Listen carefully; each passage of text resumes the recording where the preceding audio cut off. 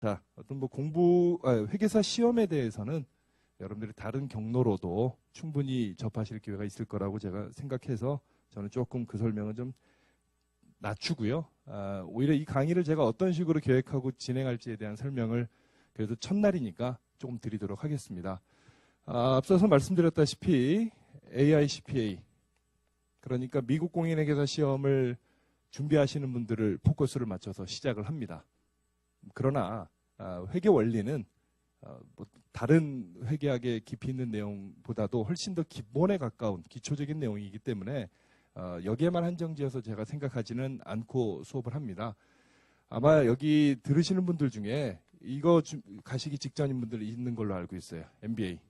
미국 가면 MBA 공부하면 여러 가지 과목들을 배우는데 저도 공부할 때 주위 분들 뵈면 회계학 좀 어려워하는 경향이 있는 것 같습니다. 미리 공부하신 바가 없으면. 그래서 그걸 좀 영어 단어도 익히고 그리고 회계학도 공부한다는 생각으로 오신 분들이 있을 것 같고요. AICPA 시험이 아닌 시험 중에 뭐 CFA라든지 CMA라든지 하는 시험 과목에도 회계학이 들어있으니까 이걸 준비하는 분들도 이 강의를 들으실 걸로 예상이 됩니다. 뭐 더불어서 이제 우리 뭐 통칭 이렇게 얘기하죠. 외국계 기업.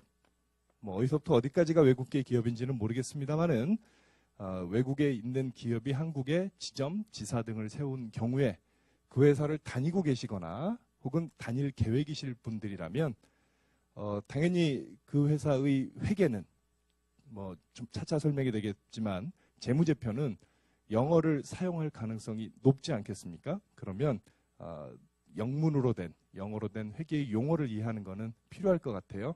아마 이런 분들이 다른 분들도 계시겠지만 이 수업을 들으실 거라고 생각을 합니다. 그래서 그에 맞춰서 저도 좀 수업을 진행해 볼 생각입니다. 강의의 제목은 이제 어카운팅 프린시플이라고 될 거고요. 앞에 몇 강 정도만 잘라서 아주 기본적인 것만 익히시겠다고 하시는 분들에게는 기초영문 회계원리라는 제목으로 제목이 나눠져서 강의가 여러분들에게 제공될 텐데요.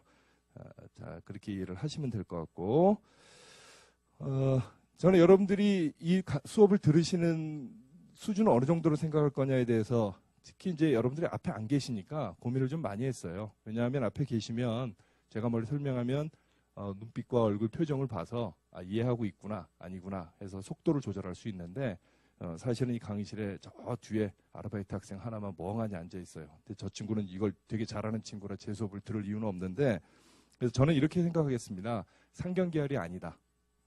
상경계열이 아니다. 그리고 회계 원리를 들어본 적이 없다. 혹은 들었으나 거의 수업에 가지 않았다. 그런 사람들을 전제로 수업을 좀 하겠습니다.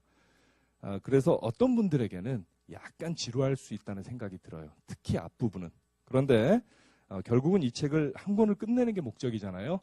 중반 이후로 간다면 여러분들이 다 공부하실 주제들이 계속 튀어나올 것 같아요. 제가 쉽다고 말씀드렸습니다. 저만 따라오면 어느 정도 이해한다고 감히 말씀드렸어요. 그런데 아무런 노력 없이도 이해갈 만큼 그렇게 아주 바보 같은 과목이라는 뜻은 아니에요. 기본적인 학습 능력, 그리고 기본적인 영어, 그 다음에 수학이라고도 할 것도 없어요. 산수 능력이 있으면 이해는 갈 것이다. 어떻게 하면? 관심 갖고 집중하면. 그게 제 판단입니다. 자, 그러면 이제 수업을 진행할 텐데요. 보통 이제 물어보세요. 뭐 성질 급한 분들은 AICPA 시험이 되면 취직이 잘 되나요? AICPA 시험이 어렵나요? 혹은 뭐 아까 얘기했었지만 CMA, CFA 시험은 어떻습니까? 회계원리 듣고 뭐 듣습니까? 그 다음에 어떤 과목 공부하나요? 많이 물어보시는데요. 자, 일단 여기 여러분들 중에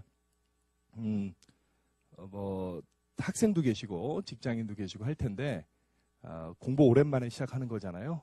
그러니까 일단 이거 공부하면서 생각합시다. 공부하면서 하나하나 따라가다 보면 별거 아닌 과목이라고 하지만 책이 이 정도 두께예요. 이거를 다 읽어보려면 만만치가 않아요. 김영남 회계사가 저랑 개인적으로는 대학 동창 친구이기도 하고 같이 교수 생활을 할 때도 같이 했었고 강사도 같이 했어서 이 책을 기획하는 과정에서 저랑 얘기를 많이 했는데요. 이 책이 쉽지만 그렇다고 해서 저절로 이해가는 건 아닙니다. 그래서 잘 따라오신다는 그 마음, 그런 게 중요할 것 같아요. 이미 아시겠지만 나무경영 아카데미가 우리나라에서 회계학을 강의하는 학원으로서는 뭐 제일 유명한 곳, 좋은 곳인 거는 증명된 거잖아요. 저도 오랜만에 강의를 다시 하는데요. 뭐 예전에는 회계원리 강의를 좀 많이 했던 기억이 있어요. 저도 좀 떨립니다. 오랜만에 다시 강의하니까 어떤 마음으로 해야 되는지 떨리는데 열심히 해보겠습니다. 열심히. 이 빈 강의실에서 혼자 벽 보고 강의하는 이 고통도 있기는 한데 그래도 저는 마치 여러분들이 이 앞에 앉아 있다는 생각으로 할 테니까 여러분도 시간이나 때운다 뭐 그러진 않으시겠지만 뭐 어디 한번 떠들어봐라 뭐 이렇게 앉아 계시지 말고 회계원리는 2번, 3번 반복해서 공부하는 과목은 아닙니다. 그 목적이 수험 생활이든 그 목적이 회사에서 쓸 목적이든 간에 한 번만 집중 있게 듣고 개념을 이해하고 넘어가는 과목이에요. 그러니까 무엇보다도 들을 때 집중하시고 즐기실 필요가 있어요. 제가 감히 말씀드리건데 여러분의 최종 목적지가 회계사든 뭐 한국 회계사, 미국 회계사 혹은 다른 어떤 시험이든 취직이든지 간에 이 과목을 공부해야겠다라고 생각한 것까지가 맞는 판단이라면 회계학은 여러분에게 굉장히 유용한 학문입니다. 제가 회계사라서 이런 말씀 드리는 게 아니라 뭐 사회 전체적으로도 회계학이 중요성이 커지고 있기도 하지만 특히 인문사회 계열에서 비즈니스에 있어서 기업 세계에 있어서 회계는 굉장히 기본적인 과목이고 툴이에요. 뭐 좀 미사여구를 쓰면 회계학을 기업의 언어라고도 표현하는데요. 뭐 우리가 언어 하면 영어 뭐 일어 뭐 이런 것만 생각하지만 기업의 언어니까 마치 여러분들 취직하기 위해서 뭐 이미 취직하셨을 수도 있겠지만 뭐 엑셀은 좀 공부해야 된다. 파워포인트는 좀 공부해야 된다. 이런 얘기들 많이 들으셨을 거고 뭐 어느 정도 준비도 하셨을 거라고 봐요. 저는 뭐 영어도 준비해야 되고 그런데 회계학은 좀 공부해야 되지 않나 저는 생각을 합니다. 제가 이건 저의 판단이에요.